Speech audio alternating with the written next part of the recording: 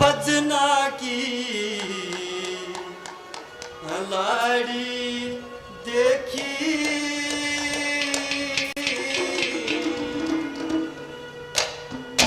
और शीशे पर का जो बात चमकता वह बंदे भगवान साड़ी देखी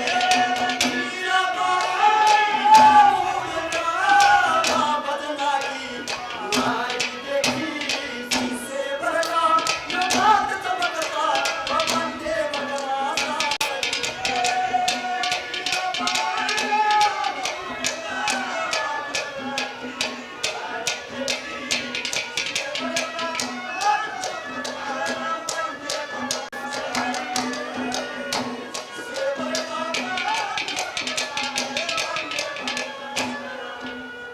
कौन के वो राणा जी ब्राह्मणा से आज्ञा आदेश दिया और कहने लगा कि भाई इतनी सुंदर सुशील औरत कौन है जाके देख आओ।